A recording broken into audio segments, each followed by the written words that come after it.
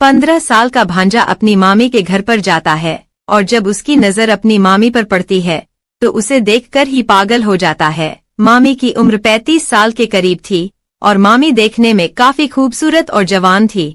मामी का नाम सीमा है और भांजे का नाम राहुल होता है। एक दिन राहुल कहता है कि मामी आप मुझे बहुत अच्छी लगती हो, मुझे आप बहुत ही सुंदर लगती हो। लेकिन मामी उस भांजे को बच्चा समझ रही थी और उसकी हर बात को मजाक में ले रही थी।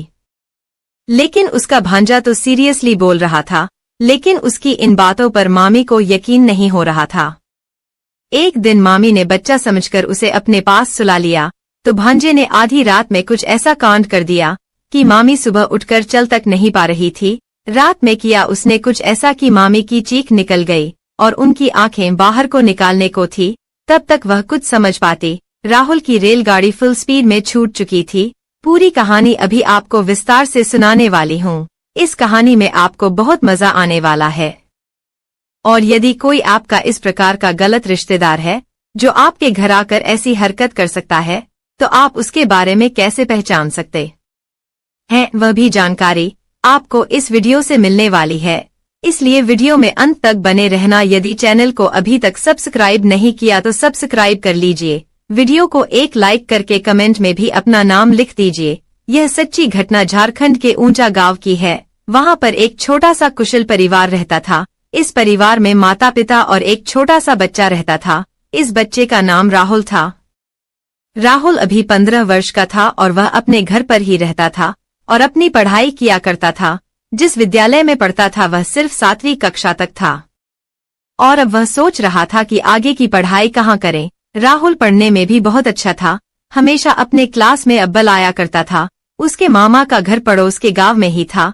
तभी उसकी माँ कहती है कि राहुल अपने मामा के घर चला जा और वहाँ के स्कूल में एडमिशन करवा ले और वहाँ रहकर वहीं पर ही अपनी पढ़ाई पूरी कर ले। वहाँ से स्कूल नजदीक ही है और पैदल भी तू जा सकता है। उसके बाद राहुल की माँ उसे उसके मामा के घर छोड़ आती है और अपनी भाभी से कहती है कि भाभी मेरे बेटे राहुल का अच्छे से ख्याल रखना और इसकी देखभाल अच्छे से करना और खाना पीना आदि भी टाइम से देती रहना। दिन में यह स्कूल चला जाया करेगा और छुट्टी होने पर ही घर पर आया करेगा। पढ़ने में काफी तेज है तो मैंने सोचा कि इसको आपके यहाँ छोड़ दूं और यह पढ़ लिख कर कुछ बनना भी चाहता है। इतना कहकर उसकी माँ वहाँ से चली जाती है। और यह जो राहुल था यह बड़ा ही मजाकिया किस्म का लड़का था। यह अपनी बातों से लोगों को थोड़ा बहुत हंसा दिया करता था। फिर यह अपनी मामी से बोला, मामी मैं आपके पास आ गया हूँ और आप मुझे बहुत अच्छी लगती हो और आप मुझे बहुत ज्यादा ही खूबसूरत लगती हो। लेकिन मामी उसकी बातों को मजाक में लेने लगती है। अब राहुल वहाँ पर रहने लगता है। राहुल के जो माँ थे उनका नाम राजेश था। राजेश अपने घर से शहर जाकर मेहनत मजदूरी का काम किया करता था।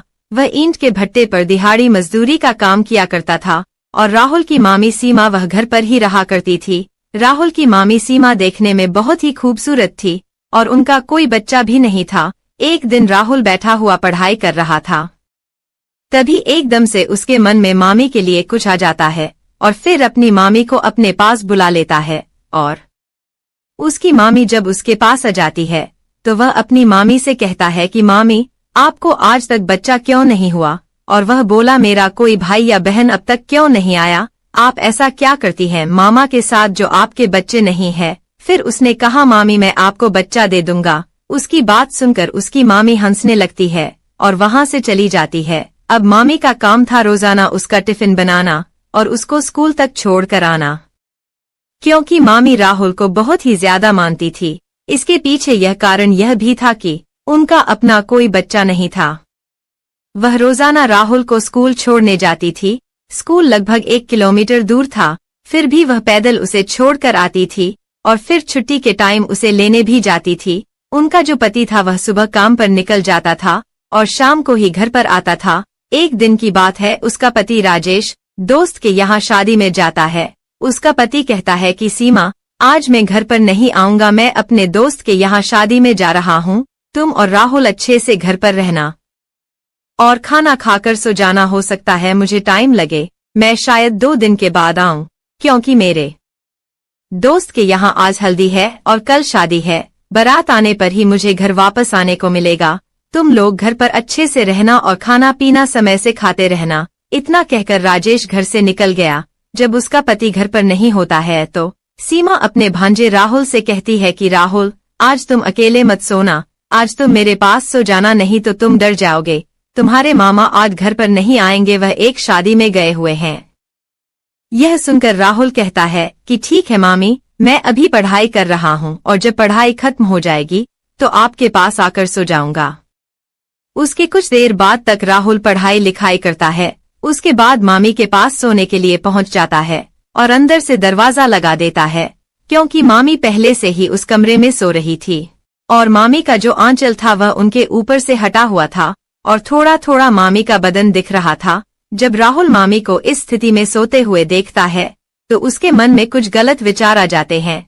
उसके बाद वह अपनी मामी के पास लेट जाता है और फिर वह अपनी मामी के शरीर पर हाथ फेरने लगता है। जब वह ऐसी हरकत करता है तो उसकी मामी की आंख खुल जाती है। तभी उसकी मामी कहने लगती है कि राहुल, यह क्या कर रहे हो?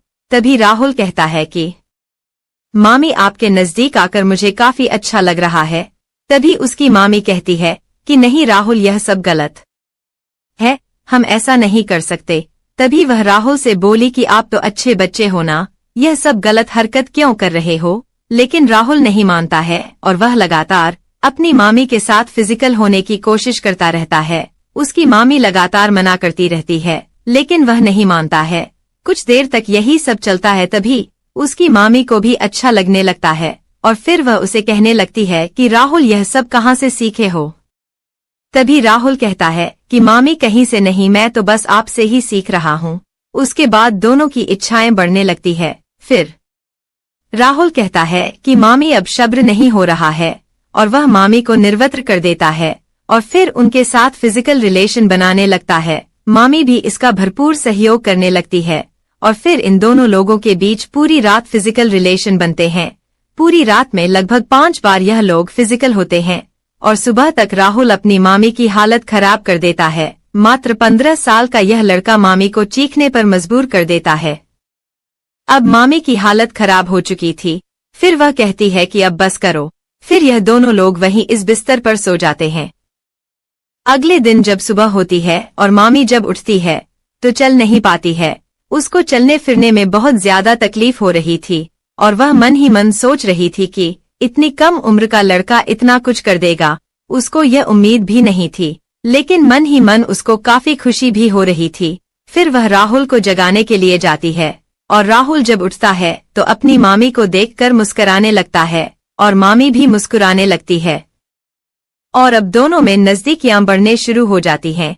अब दूसरे दिन भी उसका मामा घर नहीं आता है और आज राहुल स्कूल पढ़ाई करने नहीं जाता है। वह अपनी मामी से कहता है कि मामी, आज मेरा स्कूल जाने का मन नहीं है। तभी उसकी मामी कहती है ठीक है मत जाओ, लेकिन मैं जानती हूँ कि तुम्हारा मन क्यों नहीं कर रहा है स्कूल जाने का।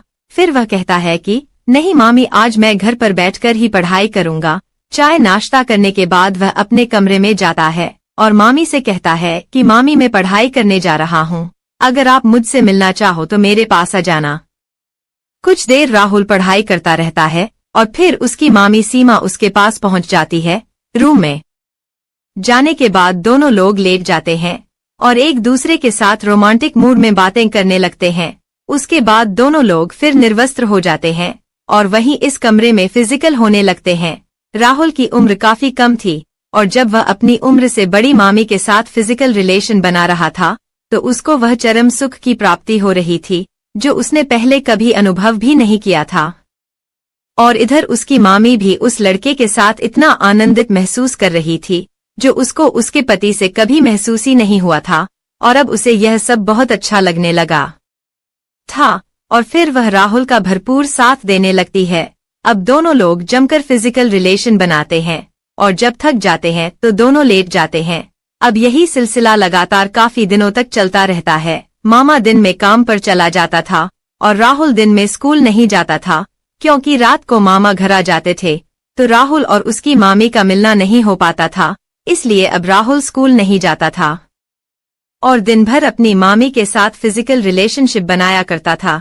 इधर राहुल के मामा राजेश को ऐसा लगता था कि मेरा भांजा राहुल स्कूल चला जाता है लेकिन उसको पता ही नहीं था कि उसके पीठ पीछे घर में क्या कार्यक्रम चल रहा है, क्योंकि वह तो उसे एक छोटा बच्चा समझकर अपने घर में रखे हुए था। एक दिन सीमा की थोड़ी तबीयत खराब थी, तो उसका पति राजेश उसे एक डॉक्टर के पास लेकर जाता है।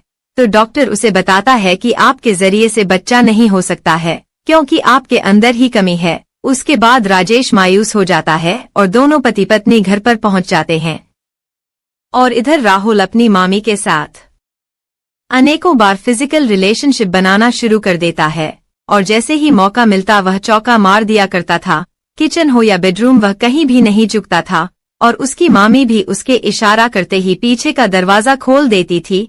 जब राहुल का यह कार्य लगातार चलता रहता है, तो एक दिन सीमा प्रेग्नेंट हो जाती है, और जब लगभग 6 महीने का समय गुजर जाता है, तो उसका पेट बाहर निकलने लगता है। तब उसके पति को इस बात का पता चलता है, तो उसका पति हैरान हो जाता है, और वह अपनी पत्नी सीमा से कहता है कि मुझे तो डॉक्टर ने बताया था कि तुम हारा कोई बच्चा नहीं हो सकता, तो फिर यह सब कैसे हो गया। अब उसके पति को थोड़ा थोड़ा शक होने लगता है। फिर राजेश अपनी पत्नी सीमा से कहता है कि कल तैयार हो जाना, कल हमें हॉस्पिटल चलना है। सीमा को यह नहीं पता था कि राजेश उसे किस बात के लिए अस्पताल लेकर जा रहा है। राजेश सीमा को अस्पताल लेकर पहुंच जाता है, और वहां पर जब दोनों की जांच होती है, तो पता चलता है कि यह बच्चा राजेश का है ही नहीं, बल्कि किसी और का है। यह सुनकर राजेश हैरान हो जाता है, और फिर सीमा से कहता है कि बता यह बच्चा किसका है। पत्नी से इतना बड़ा धोखा खाकर उसके पैरों तले जमीन खिसक जाती है, क्योंकि वह अपनी पत्नी पर बहुत भरोसा करता था, लेकिन पीठ पीछे उसकी पत्नी ने ही उसके साथ इतना बड़ा धोखा कर दिया था। और फिर वह गुस्से से पूछता है कि बताओ यह बच्चा किसका है। सीमा पहले तो कुछ नहीं बताती है, लेकिन जब राजेश उसे बहुत ज्यादा मारने पीटने लगता है, तो सीमा सब कुछ सच सच बता देती है, और वह कहती है कि यह बच्चा आपके भांजे राहुल का है, वही मेरे साथ फिजिकल रिलेशन बनाते हैं, उसने ही यह सब किया है। इतना सुनकर उसे यह समझ में नहीं आ रहा था कि जो काम मैं नहीं कर सका वह इतना छोटा बच्चा कैसे कर सकता है। फिर राजेश अपनी बहन को फोन करके बुलाता है और सारी बातें उसको बता देता है। अब राहुल की माँ वह कहती है कि जो हो गया उसको बदल नहीं सकते, गलती हो गई है, इसमें कोई अनजान तो है नहीं, दोनों ही अपनी मर्जी से इस गलती को अंजाम दे चुके हैं। लेकिन उसका भाई राजेश कहता है कि अब मैं इसे नहीं अपना सकता, तुम ही इसे अपने घर ले जाओ। उसके बाद राहुल कहता है कि मैं मामी को नहीं छोड़ सकता, और अब मैं ही इन्हें अपने साथ रख लूंगा, मैं उनके बगैर नहीं रह सकता। और सीमा भी यही कहती है कि मैं राहुल के बगैर नहीं रह सकती। फिर राहुल की माँ इन दोनों की जिद के आगे हार जाती है और उन्हें अपने घर लेकर आ जाती है। और फिर धीरे धीरे कुछ समय बीत जाता है और अब 9वां महीना आ जाता है। उसके बाद सीमा को एक सुंदर सा बेटा होता है, और जब इतने छोटे लड़के का एक बेटा होता है तो यह देखकर सारे गांव वाले बहुत ही हैरान हो जाते हैं। और इधर उसका पति राजेश अपने घर में अकेला पड़ जाता है। घर उसको काट खाने को दौड़ता है, अपने घर पर अकेला रहता है, और उधर उसकी पत्नी अपने बच्चों के साथ खुश रहती है। इस कहानी को सुनकर आपको कैसा लगा, इसमें किसकी गलती लगी, अपनी राय कमेंट में जरूर दीजिएगा। मैं आपके जवाब की प्रतीक्षा करूंगी। आपकी राय पढ़कर मुझे बहुत अच्छा लगता है। दोस्तों, इस कहानी को सुनाने का उद्देश्य किसी के दिल को ठेस पहुंचाना नहीं है, किसी की भावनाओं को ठेस पहुंचाना नहीं है, किसी भी प्रकार की अनैतिकता या अश्लीलता को बढ़ावा देना नहीं है। यह कहानी एक शैक्षिक संदेश देकर समाज में हो रहे इस प्रकार के मुद्दों के प्रति जागरूकता लाने के उद्देश्य से प्रस्तुत की गई है। इस कहानी के माध्यम से हम एक शैक्षिक संदेश देकर इस प्रकार की घटनाओं के बारे में जागरूकता फैलाना चाहते हैं, और आशा करते हैं कि सभी लोग अपने अपने घरों में सावधान रहें, सतर्क रहें और सुरक्षित रहें। मिलते हैं किसी और इसी प्रकार की कहानी में। कहानी अगर आपको पसंद आई तो अपने दोस्तों और रिश्तेदारों को ही भेज दीजिएगा। जय हिंद, जय भारत। नमस्ते दोस्तों, आज की इस कहानी में आपका स्वागत है। मैंने कभी सोचा भी नहीं था कि स्कूल से घर लौटने पर मुझे ऐसा नजारा देखने को मिलेगा। मुझे लगा था कि घर पर सिर्फ मैं अकेला ही रहूंगा, लेकिन जो मैंने अपनी सौतेली माँ के कमरे के थोड़े खुले दरवाजे के पीछे जो देखा, उसने मुझे हैरान कर दिया। वो पल इतना अंतरंग और नियंत्रण से बाहर था कि मेरी पूरी दुनिया एक पल में बदल गई। इसके बाद जो हुआ उसने हमारे बीच सब कुछ बदल दिया, कुछ ऐसा जो हम दोनों कभी नहीं भुला सकते। तो दोस्तों, साथ बने रहिएगा, क्योंकि मैं आपको बताऊंगा कि यह सब कैसे एक ऐसी रात में तब्दील हो गया जिसे मैं कभी नहीं भूलूंगा। मैं अभी अभी स्कूल से घर आया था। दिन भर की थकान मुझे ऐसे महसूस हो रही थी जैसे मेरा भारी बैग मेरे कंधों पर लदा हो। घर में अजीब सी खामोशी थी, बस फ्रिज की हल्की सी आवाज गूंज रही थी। देर दोपहर की सुनहरी धूप फर्श पर लंबी किरणें बिखेर रही थी और सब कुछ शांत सुकून भरा लग रहा था। ऐसा लग रहा था कि जैसे मैं बिल्कुल अकेला हूं। फिर मैंने अपना बैग सोफे पर फेंक दिया, ये सोचते हुए कि पहले कुछ खाऊंगा और फिर थोड़ी देर आराम करूंगा, इससे पहले कि कोई और घर आता। जैसे ही मैं रसोई की ओर बढ़ा, एक आवाज ने मेरा ध्यान खींच लिया। एक धीमी आवाज, लेकिन साफ सुनाई दे रही थी। फिर मैं एक पल के लिए रुक गया, समझ नहीं पा रहा था कि मैं क्या सुन रहा हूँ। वो आवाज धीमी थी, जैसे कोई हल्की सी गुनगुनाहट या फुसफुसाहट, लेकिन उसमें कुछ अलग था, कुछ अंतरंग, प्रभावित करने वाला। फिर मैंने और ध्यान से सुना, यह जानने की कोशिश करते हुए कि यह आवाज कहाँ से आ रही थी। वो आवाज बहुत तेज नहीं थी, लेकिन उसमें कुछ ऐसा था जिसने मुझे बेचैन कर दिया। धीरे धीरे संभलते हुए मैंने हॉल में कदम रखा। मेरे पैर फर्श पर कोई आवाज नहीं कर रहे थे। जैसे मैं आवाज की दिशा के पास पहुंचा, तब मेरी सौतेली माँ के कमरे का दरवाजा थोड़ा खुला हुआ था। बस इतना खुला था कि मुझे बिस्तर का किनारा और उससे आगे का एक हिस्सा दिखाई दे रहा था। मुझे नहीं देखना चाहिए था, ये मुझे पता था कि नहीं देखना चाहिए था, लेकिन कुछ मुझे उस दरवाजे की ओर खींचे जा रहा था। मेरी जानने की इच्छा मुझे मजबूर कर रही थी। फिर मैं थोड़ा और झुककर दरवाजे के उस छोटी से दरार से झांका। तभी मैंने देखा कि मेरी सौतेली माँ बिस्तर पर लेटी हुई थी। उसकी पीठ थोड़ी मुड़ी हुई थी, उसकी आंखें बंद थीं और वो पूरी तरह से आनंद में डूबी हुई थी। एक पल के लिए मैं हिल भी नहीं पाया। मैं वहीं खड़ा रहा, मेरी सांसें रुक सी गईं, जैसे मैं जो देख रहा था उसे समझने की कोशिश कर रहा था। वो खुद को छू रही थी, उसकी उंगलियां धीरे धीरे और बिना रुके एक लय से हिल रही थीं और उसकी धीमी धीमी कराहें उसके होंठों से निकल रही थीं। यह दृश्य मेरे भीतर के गहराई तक उतर गया, कुछ ऐसा जो मैंने पहले कभी महसूस नहीं किया था। अब अचानक से देख मेरी धड़कन तेज हो गई। मेरा दिल जोर जोर से धड़कने लगा और मेरे शरीर में गर्मी की एक लहर दौड़ गई। मुझे वहां से चले जाना चाहिए था, चुपचाप पीछे हट जाना चाहिए था और ऐसा दिखावा करना चाहिए था कि मैंने कुछ नहीं देखा। लेकिन मैं हिल भी नहीं पा रहा था। मैं वहीं खड़ा रहा, मेरी आंखें उस पर जमी हुई थी। उसकी हर छोटी सी हरकत मेरे भीतर हलचल मचा रही थी। वो बेहद खूबसूरत लग रही थी। उस पल में उसकी हरकतें इतनी सहज, प्राकृतिक और खूबसूरत लग रही थीं। थोड़ी देर बाद मैंने सोचा, अब मुझे हट जाना चाहिए। तब जैसे ही मैं पीछे हटने वाला था, उसने अपनी आंखें खोल दी। एक पल के लिए मुझे लगा कि मैं पकड़ा गया हूं, लेकिन उसने कोई प्रतिक्रिया नहीं दी। उसने बस मुझे देखा। उसकी नजरें नरम थीं, जैसे बुलावा दे रही हूं। उसमें न कोई गुस्सा था और न कोई हैरानी, बस एक धीमी सी मुस्कान जो मुझे और भी बेचैन कर रही थी। फिर उसने धीरे से कहा, अंदर आओ। उसकी आवाज धीमी और गर्म थी और एक पल के लिए मुझे लगा कि मैंने इसे सुना ही नहीं। लेकिन जब मैं हिला नहीं तो उसने फिर से मुस्कुराते हुए थोड़ी जोर से कहा, अंदर आओ। उस वक्त मेरे पैर खुद ब खुद हिलने लगे, मुझे कमरे में लेकर जा रहे थे। हर कदम के साथ मेरा दिल तेजी से धड़क रहा था। एक अजीब सी डर और उत्साह की भावना मेरे अंदर घूम रही थी। और जब मैं आखिरकार बिस्तर के पास पहुंचा, उसे नीचे से देखा, तो मैंने अपने बीच की उस खिंचाव को महसूस किया जैसे हवा में कुछ भारी हो। तब भी वो कुछ नहीं बोली, बस अपनी गहरी तीखी नजरों से मुझे देखती रही, जैसे मुझे पूरी तरह से पढ़ रही हो। तभी मैंने कुछ बोलने की कोशिश की, लेकिन कुछ बोल नहीं पाया। अपने आवाज को तब मैं निगल सा गया। मेरा मुंह सूख रहा था और मेरे विचार बेकाबू होने लगे थे, लेकिन उसे कोई फर्क नहीं पड़ा। उसने बस धीरे से मेरा हाथ पकड़ा। उसकी छुअन एकदम नरम और कोमल थी, पर उसमें एक दृढ़ता थी।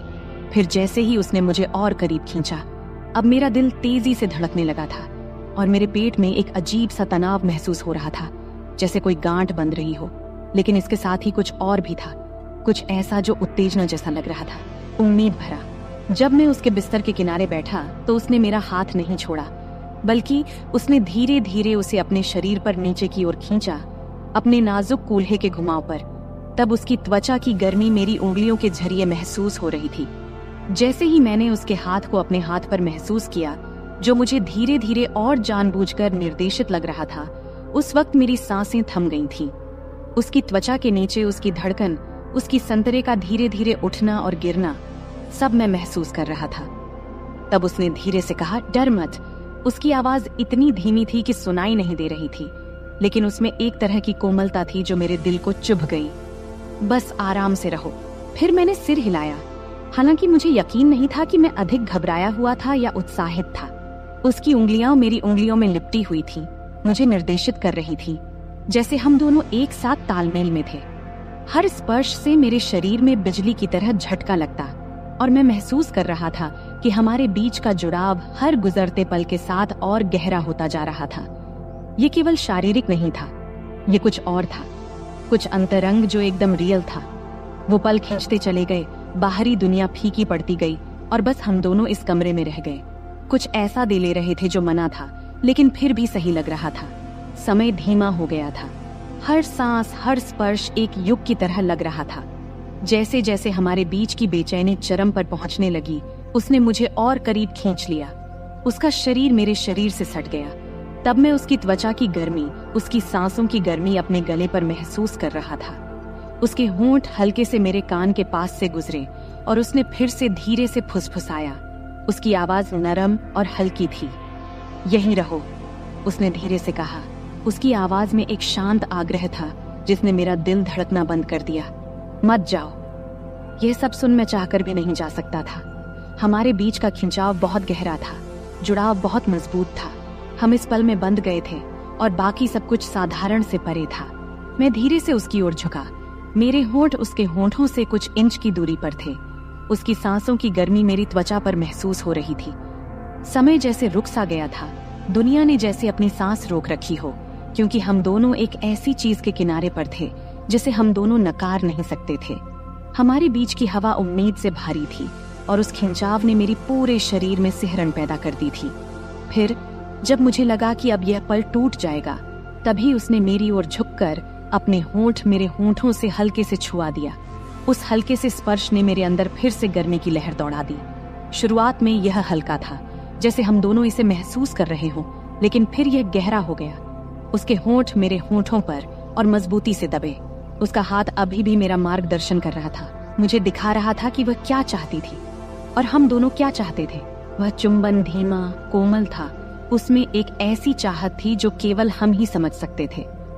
ऐसा लग रहा था जैसे हम दोनों ने जो कुछ भी दबा रखा था, वह उसी पल में बह रहा हो।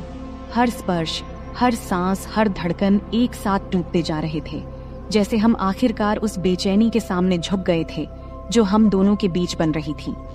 हम यूं ही एक दूसरे में लिपटे हुए बहुत देर तक रहे। बाहर की दुनिया भूल ही गए थे। मैं महसूस कर सकता था कि उसका शरीर हल्का सा कांप भी रहा था और उसकी धीमी सांसों की आवाज हमारे बीच की हवा में गूंज रही थी। आखिरकार वह थोड़ा पीछे हटी। तब उसका माथा मेरे माथे से टकरा रहा था। उसकी आंखें आधे बंद थीं, आधे खुली थीं, जैसे वह अपनी सांसें संभाल रही हो। तब मैंने उसके होंठों पर एक हल्की सी मुस्कान देखा, जिसमें एक तरह की संतुष्टि थी जिसने मेरे दिल को खुशी से भर दिया था। तुम ठीक हो? उसने धीरे से पूछा। उसकी आवाज मुश्किल से सुनाई दे रही थी, लेकिन उसमें एक ऐसी कोमलता थी जिसने मुझे सुरक्षित और अपनापन महसूस कराया। मैंने हाँ सिर हिलाया, क्योंकि शब्द मेरे मुंह से नहीं निकल रहे थे। वह फिर से मुस्कुराई। उसकी उंगलियां मेरे बालों के बीच हल्के से गुजरते हुए उसने एक बार फिर मेरी ओर झुककर मेरे गाल पर हल्के से अपने होंठ छुआ दिए और फिर पूरी तरह से पीछे हट गई। कमरे में अब एक गर्म, शांत माहौल था। जो तनाव पहले था, वह अब एक कोमल, चमकदार संतुष्टि में बदल गया था। हम दोनों ने काफी देर तक कुछ नहीं कहा, बस यूं ही बैठे रहे। हमारी सांसें धीरे धीरे सामान्य हो रही थीं। हमारे बीच की गर्मी अब कुछ और नरम, अधिक अंतरंग हो गई थी। फिर उसने अपना सिर मेरे कंधे पर रख दिया और मैंने अपना हाथ उसके चारों ओर लपेट लिया और उसे करीब खींच लिया, जैसे हम इस धीमी ढलती रोशनी में बैठे थे। घर की हल्की फुल्की आवाजें हमें घेर रही थीं। जो कुछ भी हमारे बीच था, वह नया, नाजुक और पूरी तरह से अचानक ही हुआ था। लेकिन उस पल में इन सब का कोई मतलब नहीं था। बस इतना ही मायने रखता था कि हम यहाँ थे, कुछ ऐसा लेन देन कर रहे थे जो बेहद खास लग रहा था, कुछ ऐसा जो किसी भी कल्पना से परे था, और फिलहाल इतना ही काफी था। इस सब से हम दोनों के बीच की खामोशी धीरे धीरे कम हो रही थी। उधर खिड़की से छनछनाती आ रही धूप अब हल्की होने लगी थी। कमरे में एक नरम सुनहरी चमक बिखर रही थी, लेकिन अंदर हर चीज में एक अदृश्य ऊर्जा भरी हुई थी। जो कुछ भी अभी हुआ था उसकी गहराई वातावरण में बनी हुई थी, और भले ही हम दोनों में से कोई कुछ बोल नहीं रहा था, लेकिन ऐसा लग रहा था मानो हम दोनों किसी ऐसे पल का इंतजार कर रहे थे जो अभी तक पूरी तरह से वह हुआ ही नहीं हो। मैं महसूस कर सकता था कि उसका शरीर मेरे मुकाबले थोड़ा आराम करने लगा था, लेकिन जिस तरह से वह मुझसे और करीब आ रही थी, उसका हाथ धीरे धीरे मेरे सीने पर टिका हुआ था। ये साफ था कि हमारे बीच जो भी शुरू हुआ था वह अभी खत्म नहीं हुआ था। मेरा दिल अभी भी तेजी से धड़क रहा था। एक अजीब सी उत्तेजना और घबराहट मेरे भीतर दौड़ रही थी। उसकी उपस्थिति का हर हिस्सा मेरी चेतना पर हावी था। उसकी धीमी सांसें, उसकी त्वचा की गर्मी जो मेरी त्वचा के संपर्क में थी, और उसके परफ्यूम की हल्की खुशबू जो अभी भी हवा में बसी हुई थी। तभी उसने हल्के से अपना सिर घुमाया, तब उसके होंठ मेरे गले के पास हल्के से छू गए, जिससे मेरे शरीर में सनसनी दौड़ गई। वह स्पर्श हल्का था, मानो मैं वहां था ही नहीं, लेकिन उसने मेरे भीतर कुछ जगह सा दिया, एक धीमी जलती हुई चाहत। मैंने कुछ पल के लिए अपनी आंखें बंद कियां, फिर उस एहसास को अपने भीतर समाने दिया। फिर मैंने उसकी ओर देखा, तब उसकी आंखें मेरी आंखों से मिलीं, और इस बार उसकी निगाह में कुछ अलग था, कुछ गहरा, अधिक तीव्र। पहले की नरमी अभी भी वहां थी, लेकिन उसके नीचे एक भूख छिपी हुई थी जो मेरी ही तरह महसूस हो रही थी। उसने एक शब्द भी नहीं कहा, लेकिन जिस तरह से उसकी उंगलियां मेरी शरीर पर हल्के हल्के घेरे बना रही थीं, उसने मुझे सब कुछ बता दिया। फिर मैंने आगे बढ़कर उसके होंठों को फिर से छुआ, लेकिन इस बार कोई हिचकिचाहट नहीं थी, कोई सीमाओं को परखने की कोशिश नहीं थी। यह चुंबन गहरा था, अधिक तीव्र, मानो वह चाहत जो हम दोनों ने अब तक रोकी हुई थी आखिरकार बाहर निकल आई थी। उसकी उंगलियां भी मेरे सीने पर सरकने लगीं। फिर उसकी उंगलियां मेरी शर्ट के कपड़े में कस गईं, जैसे वह मुझे और करीब खींच रही हो, और मैं महसूस कर सकता था कि उसका शरीर मेरे खिलाफ प्रतिक्रिया दे रहा था। उसकी हल्की सी मोहकता मेरे होश उड़ा रही थी। ये पल जितना रोक रहा था, उतना ही अधिक नशा भी चढ़ा रहा था। यह बात अलग थी कि वह मेरी सौतेली माँ थी, लेकिन जो हमेशा मेरी पहुंच से बाहर थी, अब वही हमारे बीच के संबंध को और भी खतरनाक बना रही थी, और मैं भी खुद को उसको चाहने से रोक नहीं पा रहा था। जब उसके हाथ मेरे गले के पीछे सरक गए, तब वह मुझे और नीचे खींचते हुए, जब वह बिस्तर पर अपनी स्थिति बदल रही थी, तब उसका शरीर तकियों पर आराम से लेट गया और वह मुझे अपनी ओर खींच रही थी। मैं उस खिंचाव का पीछा करता रहा जो अब बहुत मजबूत हो चुका था, और जल्द ही मैं उसके ऊपर खुद को झुका हुआ पाया। अपने हाथों से खुद को संभालते हुए उसे देखता रहा। मेरी सांसें हल्की और तेज हो रही थीं।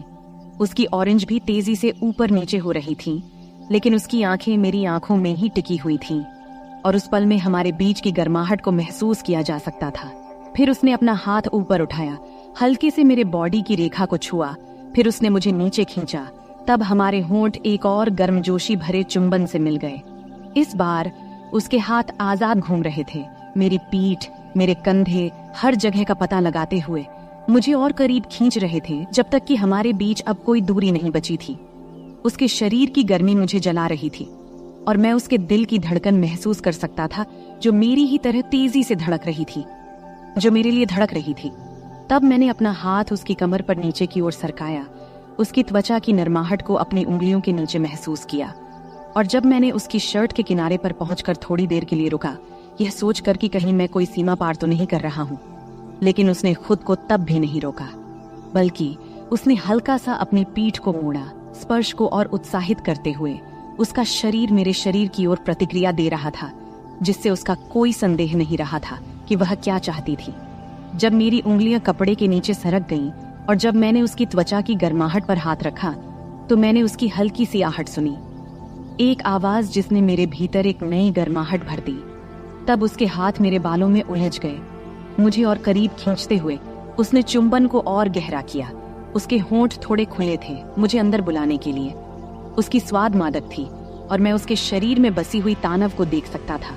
जिस तरह से वह मेरे नीचे हिल रही थी, उसके हर स्पर्श में एक ऐसी तीव्रता थी कि अब और कुछ सोचना असंभव हो गया था। हम अब एक दूसरे में पूरी तरह खो चुके थे। हमारे बीच की हर दीवार गिर रही थी, जैसे हम उस चाहत को पूरा कर रहे थे जो आग इतने समय से सतह के नीचे सुलग रही थी। अब वापसी का कोई रास्ता नहीं था। इस एहसास का भार वातावरण में था, लेकिन हम में से किसी ने इसकी परवाह नहीं किया। केवल यह पल, ये जुड़ाव और ये अटूट खिंचाव जो हमें एक दूसरे की ओर खींच रहा था, यही अब मायने रखता था। उसके हाथ हर जगह थे, मेरे कंधों, बाजुओं और सीने की रेखाओं को महसूस कर रहे थे, मानो वह मुझसे भर नहीं पा रही थी। और मैं भी वैसा ही महसूस कर रहा था। जितना मैं उसे छूता, उतना ही मैं उसे और चाहता, और इस सब की तीव्रता लगभग असहनीय हो रही थी। ऐसा लग रहा था जैसे हम बहुत समय से खुद को रोक रहे थे, और अब जब दरवाजे खुल गए थे तो हमें बहा ले जाने वाली इस बाढ़ को रोकने का कोई तरीका नहीं था। उसने मेरे होंठों पर हल्की सी आह भरी, उसकी उंगलियां मेरे बालों में कस गईं और उसने अपना शरीर मेरे खिलाफ दबाया। और फिर उसकी उस आहट से मेरे भीतर एक नई चाहत की लहर दौड़ गई। मैं भी उससे भर नहीं पा रहा था। उसकी महक, उसका स्वाद और उसके शरीर का एहसास मेरे नीचे था। मेरे शरीर का हर हिस्सा जल रहा था, और मैं जानता था कि अब कोई वापसी नहीं थी। अब इस पल के बाद तो बिल्कुल नहीं। फिर मैंने पल भर के लिए खुद को पीछे खींचा, उसकी आंखों में देखा, जैसे मुझे यह सुनिश्चित करना था कि वह अभी भी मेरे साथ है या नहीं। तब मैंने उसकी आंखों में देखा, वह मुझे उतना ही चाहती है जितना कि मैं चाहता था। लेकिन उसकी आंखों में जो दिखा, उसने मुझे सब कुछ बता दिया। वहां कोई झिझक नहीं थी, कोई दूसरा विचार नहीं था। बस वही जलती हुई भूख जो शुरुआत से ही थी, मुझे आगे बढ़ने के लिए प्रेरित कर रही थी।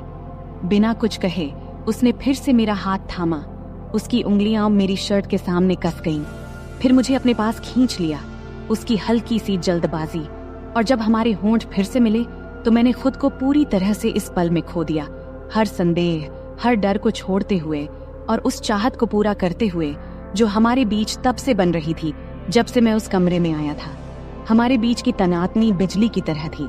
हर स्पर्श, हर चुंबन हमें उस सीमा के और करीब धकेल रहे थे। उसका शरीर मेरे नीचे हिल रहा था। उसके हाथ मेरी त्वचा पर घूम रहे थे, जैसे वह मुझसे भर नहीं पा रही थी, और उसकी सांसों की आवाज कमरे में गूंज रही थी, मुझे और भी ज्यादा पागल कर रही थी। अब हम पूरी तरह से एक दूसरे में खो गए थे, उस जुनून में उलझे हुए थे जिसने हमें पूरी तरह से अपने कब्जे में ले लिया था, और अब कोई वापसी नहीं थी। तब मैंने उसकी उंगलियों को अपने सीने पर महसूस किया। उसका स्पर्श मेरे शरीर में सनसनी पैदा कर रहा था, जैसे वह मुझे और करीब खींच रही हो। फिर भी उसका शरीर मेरे नीचे तनाव से भरा हुआ था, जैसे और चाहने की गुहार कर रहा हो, और मैंने उसे वह सब दिया। हर स्पर्श, हर चुंबन, हर फुसफुसाए हुए शब्द ने हमें इस पल में और गहरा उतारा। यह पल लगभग असहनीय था। हमारे बीच की तनातनी एक चरम पर पहुंच गई थी, मानो हम किसी गहरे और अधिक तीव्रता की ओर बढ़ रहे हों। लेकिन हम अभी जाने के लिए तैयार नहीं थे। हम वहीं रुके रहे, उस किनारे पर, हर स्पर्श, हर चुंबन का आनंद लेते हुए, जबकि हमारे बीच की गर्मी बढ़ती जा रही थी। यहाँ तक कि ऐसा महसूस हो रहा था कि हम दोनों इस तीव्रता से फट जाएंगे। अब मैं उसे अपने नीचे कांपते हुए महसूस कर सकता था। उसकी सांसें छोटी और टूटी फूटी हो रही थीं, जैसे वह मुझसे चिपकी हुई थी। उसका शरीर मेरे खिलाफ इस तरह दबा हुआ था जिससे मेरा सिर चकरा रहा था, और मैं जानता था कि वह भी वही महसूस कर रही थी, वही असहनीय तनातनी, वही राहत की बेताबी। लेकिन हम अभी वहां नहीं थे जहां होना चाहिए था, बल्कि हम अभी भी उस किनारे पर रुके थे, उस पल को खींचते हुए, उम्मीद को थोड़ा और बढ़ने देते हुए, जब तक कि वह सहन करने के काबिल न रहे।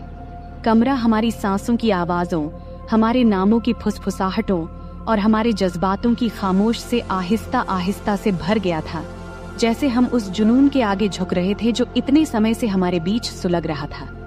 यह पल परफेक्ट था, हमारे बीच का यह जुड़ाव, और जब मैंने उसे अपने करीब खींचा, हमारे शरीर एक साथ एक तालमेल में चल रहे थे, तब मुझे पता था कि इसके बाद कुछ भी वैसा नहीं रहेगा। फिर हमने एक सीमा पार कर ली। अब हम साधारण से बढ़कर कुछ खतरनाक में कदम रखा था, लेकिन मुझे अब किसी चीज की परवाह नहीं थी, क्योंकि उस पल में जब हम कुछ गहरे पल में कदम रख रहे थे, केवल वही मायने रखती थी। उसका स्पर्श, उसका चुंबन, उसके शरीर का एहसास, जैसे हम पूरी तरह से एक दूसरे में खो गए हों। और जब हम आखिरकार खुद को एक दूसरे में जाने देने लगे, चूंकि मुझे पता था कि यह तो बस अभी शुरुआत थी। तो दोस्तों, यह थी हमारी आज की छोटी सी कहानी। आपको यह कहानी कैसी लगी, कमेंट करके जरूर बताएं। अगर आपको यह कहानी पसंद आई हो तो इसे लाइक करें और अपने दोस्तों के साथ शेयर करें। आगे भी ऐसी ही रोमांचक कहानियों के लिए हमारे चैनल को सब्सक्राइब करें और बेल आइकन दबाना न भूलें, ताकि आप हमारी कोई भी कहानी मिस न करें। धन्यवाद। यह कहानी केवल काल्पनिक है। इसका उद्देश्य किसी भी प्रकार की गलतफहमी पैदा करना नहीं है। नमस्ते दोस्तों, आपका स्वागत है हमारी आज की कहानी में।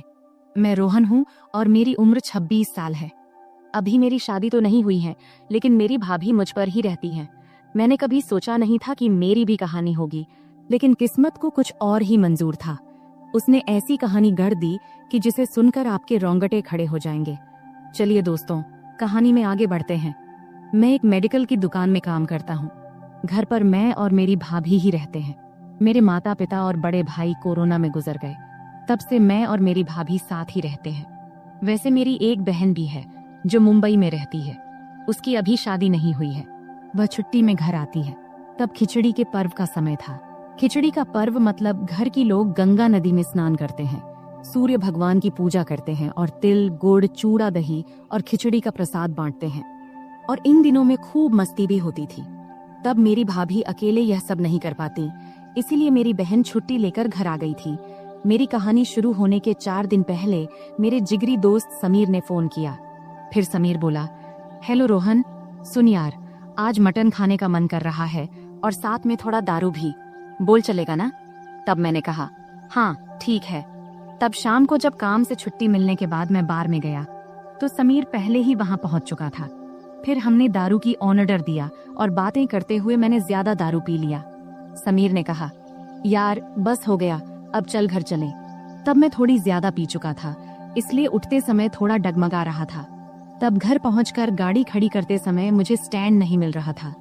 जैसे तैसे करके मैं अंदर आया और देखा कि हॉल में नाइट रेड बल्ब जल रहा था, जिससे मुझे सब धुंधला दिख रहा था। तब जैसे ही मैं कमरे की ओर बढ़ा, मैंने देखा कि सोफे के नीचे चटाई पर कोई सो रहा है। फिर पास जाकर मैंने देखा, वह तो मेरी बहन रिया काले गाउन पहने सो रही थी। तब मुझे लगा कि वह मेरी भाभी है। शायद वह मेरी इंतजार करते करते वहीं सो गई थी। तब दारू के नशे में मैंने बहन को सीधा किया। तब भी वह सो रही थी। फिर मैंने सोचा कि अगर वह उठेगी तो चिल्लाएगी, इसलिए मैंने पहले ही तैयारी कर लिया। तब उसने थोड़ा हिलकर उठने की कोशिश किया, लेकिन मैं उसे नीचे धकेलता रहा। तब भी मेरी बहन उठने की कोशिश करती रही, लेकिन मेरे जोश के कारण वह उठ नहीं पाई। दोस्तों, तब वह कुछ मिनटों तक वह चुपचाप लेटी रही। जब उसने कोई हरकत नहीं की तो मैं भी शांत हो गया। हमेशा की तरह ज्यादा देर तक नहीं रुका, जल्दी ही उठकर एक तरफ लेट गया और सो गया। फिर सुबह के 4 बजे के करीब जब मुझे पेशाब के लिए उठना पड़ा तो मैं खुद को अस्वस्थ महसूस कर रहा था। तब नशा कुछ कम हो गया था। फिर जल्दी से कपड़े पहना, पेशाब किया और वापस जाके सो गया। फिर सुबह को मेरी भाभी ने मुझे उठाया। तब देर हो चुकी थी, इसलिए मैंने जल्दी जल्दी तैयार होना शुरू किया। तैयार होते समय मेरी बहन रिया मुझे कुछ अजीब नजरों से देख रही थी। फिर मैंने नाश्ता किया और काम पर निकलने लगा। तभी मेरी भाभी ने टिफिन देते हुए पूछा, रात को बेडरूम में क्यों नहीं आई? यह सुनकर मैं हैरान रह गया। तब मैंने कुछ नहीं कहा और काम पर चला गया। रास्ते में जाते समय सोचने लगा कि रात को मैंने कुछ किया था क्या। उस दिन पूरे दिन भर यही ख्याल मेरे दिमाग में चलता रहा। फिर दोपहर को लगभग 2:30 बजे मेरी बहन रिया का फोन आया। रिया बोली, हेलो भैया, कहाँ हो? मैंने जवाब दिया, काम पर हूँ। क्यों? रिया ने कहा, मुझे आपसे मिलना है, मैं वहीं आ रही हूँ। तब आई ने कहा, ठीक है, आ जाओ। फिर थोड़ी देर बाद रिया आई। फिर मैं दुकान के बाहर उससे मिलने गया। तब वह एक कोने में खड़ी थी। फिर मैंने उससे पूछा, क्यों, क्या काम है? रिया ने जवाब दिया, आपको सच में नहीं पता मैं क्यों आई हूँ? तब मैंने कहा, पहले ही मेरा सिर दर्द कर रहा है। तब रिया बोली, भैया किस बात से आपका दर्द हो रहा है? ज्यादा सोने से या कुछ और? तब मैंने जवाब दिया, रात को ज्यादा सोने से। तभी रिया बोली, या फिर कुछ और करने से भैया? तब उसके सवालों से मुझे समझ में आया कि रात को कुछ जरूर हुआ था। उसने आगे कहा, तुम्हें सच में नहीं पता कि रात को क्या हुआ? तब उसकी बातों में गुस्सा नहीं था, लेकिन एक अजीब सा एहसास था। फिर मैंने माफी मांगते हुए कहा, मुझे माफ कर दो, नशे में ऐसा हो गया। फिर मैं उसके पैरों में गिरने लगा, लेकिन उसने मुझे रोक दिया। रिया बोली, अरे क्या कर रहे हो भैया, लोग क्या कहेंगे? मैंने कहा, क्या करूं, मुझसे गलती हो गई। इस पर रिया बोली, रात को जो हुआ वह अब हो चुका है। पहले तो मुझे बहुत बुरा लगा, लेकिन फिर मैंने सोचा मैं भी एक औरत हूँ, मुझे भी वो सब चाहिए। इस पर तुरंत ही मैंने कहा, तुम्हारा क्या मतलब? रिया बोली, देखो भैया, मैं साफ साफ कह रही हूँ, रात को तुम मुझसे नजदीक आए, अब तुम्हें ही मुझे पूरा करना होगा। अब मैंने तुम्हारी भलाई के लिए दवाई भी ली है। मैंने कहा, लेकिन तुम मेरी बहन हो, ऐसा कैसे हो सकता है? रिया बोली, मैंने कई कहानियां पढ़ी हैं जिसमें भाई बहन का ऐसा रिश्ता होता है। मैं तुम्हें रोक नहीं रही हूँ, लेकिन अगर तुम मना करोगे तो मैं बाहर ही चली जाऊंगी। ये सुनकर मैंने कहा, ठीक है, लेकिन घर पर भाभी के रहते ये सब कैसे होगा? रिया बोली, मैंने उसे मायके जाने के लिए तैयार कर लिया है। रात को वह तुमसे पूछेगी तो तुम उसे जाने देना, फिर हम बात करेंगे। इस तरह मेरी भाभी अपने मायके चली गई और मैं सोचता रहा कि अब क्या करूं हमारे रिश्ते में। तब मैंने मोबाइल में बहन के कुछ फोटो देखने लगा। उसमें मुझे सब कुछ दिखा, लेकिन एक दिक्कत थी कि खिचड़ी के 14 दिनों में कैसे और क्या करेंगे। फिर मैंने गूगल पर सर्च किया। वहां मुझे पता चला कि अगर आपने उपवास रखा है तो कुछ नहीं करना चाहिए, लेकिन तब मेरे और बहन के उपवास नहीं थे। इससे हमारा रास्ता साफ हो गया। फिर जब रात को काम से लौटकर घर आया, फिर खाना खाते वक्त बहन ने बात छेड़ दी। वह बोली, सुनो भैया, भाभी कह रही है कि उसे मायके कितने दिन तक रहना है। मैंने पूछा, कितने दिनों के लिए बोली हो? रिया बोली, पूरे 14 दिनों के लिए। इस पर मैंने कहा, ठीक है, भाभी का थोड़ा आराम भी हो जाएगा, इससे भाभी भी खुश हो जाएगी और तुम भी। फिर खाना खत्म होने के बाद बहन ने बर्तन साफ किया और बाकी काम निपटाने लगी। वैसे यह सब काम मेरी भाभी का होता था, लेकिन अब उसके गैर मौजूदगी में यह सारा बहन को करना पड़ रहा था। अब बर्तन धोने के बाद रिया मेरे पास आकर बैठ गई। फिर रिया बोली, नाराज तो नहीं हो ना भैया तुम? मैंने कहा, नहीं नहीं, पहले मुझे गलत लगा, लेकिन बाद में सोचा कि अगर तुम तैयार हो तो मुझे क्या दिक्कत होगी। रिया बोली, तो आज रात? मैंने कहा, ठीक है, आज रात ही बात कर लेता हूँ, ताकि तुम भी आराम से रहो और मैं भी। तब हम दोनों ने सारे काम निपटाकर टीवी देखने बैठ गए। तभी रिया ने मुझे एक प्यारी सी मुस्कान दी और अंदर चली गई। तब मैंने अपने मन में कहा, अब रिया नहीं मानेगी, आज की रात बच्चे की जान लेके ही मानेगी। तब कुछ देर तक तो मैं वही बैठा रहा और रिया के बारे में सोचता रहा। फिर उठा और कमरे में चला गया। कमरे में घुसते ही एक सुखद गुलाबों जैसी खुशबू आई। तब माहौल बहुत अच्छा बना हुआ था। मैं बेडरूम में गया तो देखा कि बहन लाल रंग की साड़ी पहने हुई थी। तब वह बहुत सुंदर लग रही थी। तब मैं उसके पास गया, फिर हमारी आंखें मिलीं और हम दोनों थोड़े परेशान हो गए। तभी रिया बोली, अरे धीरे। मैंने कहा, इतनी मेहनत तो भाभी ने भी नहीं की थी जितनी तुम मर रही हो। फिर हम लगभग 15 मिनट तक इसी तरह बातें करते रहे। फिर मैंने उसे लिटा दिया। तभी रिया ने कहा, क्या यह सब ठीक तो रहेगा ना? इस पर मैंने कहा, रिया, यह सब पहले सोचना चाहिए था ना। खैर, अब तुम जैसा चाहो। फिर वह मेरे पास आकर लेट गई। तब उसने तेल की एक बोतल पास रखी थी। फिर मैंने उसे थाम लिया। रिया बोली, अब क्या? मैंने कहा, कुछ नहीं, चलो शुरू करते हैं। तब रिया ने मुझसे कहा कि उसका सपना था कि वह अपने पति या किसी दोस्त के साथ ऐसा करे, लेकिन उसका नसीब अच्छा था कि उसका सपना मेरे साथ पूरा हुआ। अब मेरी बहन वापस मुंबई चली गई है। अब जब भी पर्व त्योहार आता है तो पर्व के बहाने से वह मेरे पास आ जाती है। अब तो मेरी भाभी भी गर्भवती हो गई है और रिया ने इस समय उनकी बहुत मदद की है। वह भी एक अलग ही कहानी है, फिर कभी सुनाएंगे। तो दोस्तों, यह थी हमारी आज की छोटी सी कहानी। आपको यह कहानी कैसी लगी कमेंट करके जरूर बताएं। अगर आपको यह कहानी पसंद आई हो तो इसे लाइक करें और अपने दोस्तों के साथ शेयर करें। आगे भी ऐसी ही रोमांचक कहानियों के लिए हमारे चैनल को सब्सक्राइब करें और बेल आइकन दबाना न भूलें, ताकि आप हमारी कोई भी कहानी मिस न करें। धन्यवाद।